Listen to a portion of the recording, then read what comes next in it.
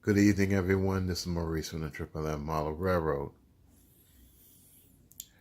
It appears that BNSF 3833 has become a project, and that project is to find out what's wrong with the performance of the engine. And here's the engine here, and I removed the decoder, as you can see, and I have actually testing my new decoder tester, and of course this is the decoder here, and this just happens to be my old decoder tester that I modified, and that's a version 4 decoder here. You can see significant difference between the two decoders. And here's my shell, and I mean, so far I found something very interesting. Since the file system is actually a version 4, was designed or created for version 4, there is some issues with that, I have to admit, when you try to program. Now, what happens is that when you try to program a version 5 with a version 4 sound file, the software, I don't know if it's the software that does it or the decoder that does it, but it's supposed to convert into a version 5, and then it will upload it to the decoder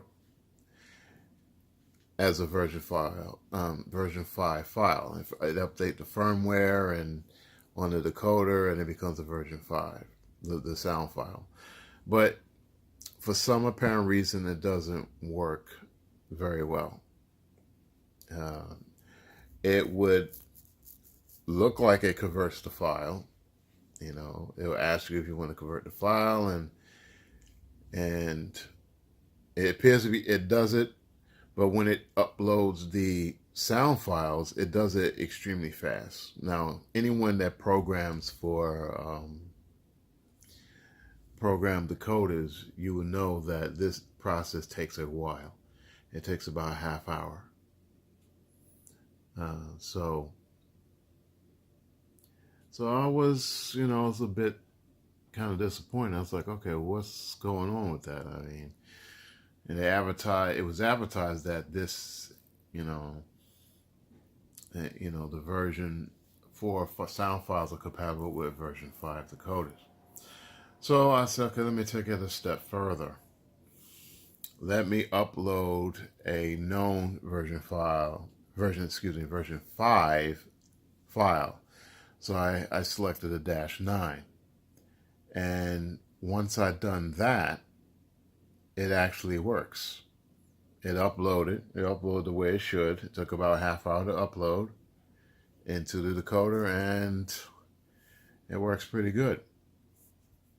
So let's hear it. I'm going to turn this thing on so you hear for yourself.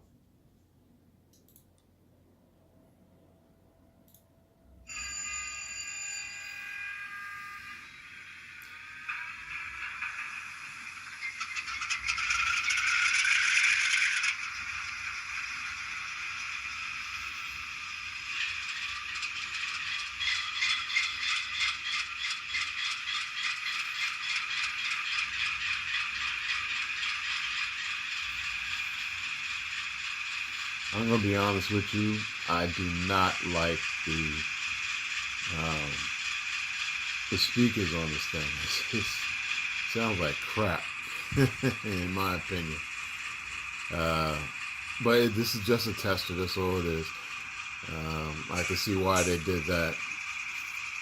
Probably the next iteration of the tester, they're probably going to put cube speakers, which I think that they should have done it with this one. With some cube speakers. This one I modified with a different set of speakers. It sounds much better. The problem between this tester and this one. Actually, this one has more lights, it looks like. Yeah, this one has more light functions than this one, and plus it has different connectors as well. But the main difference is the motors.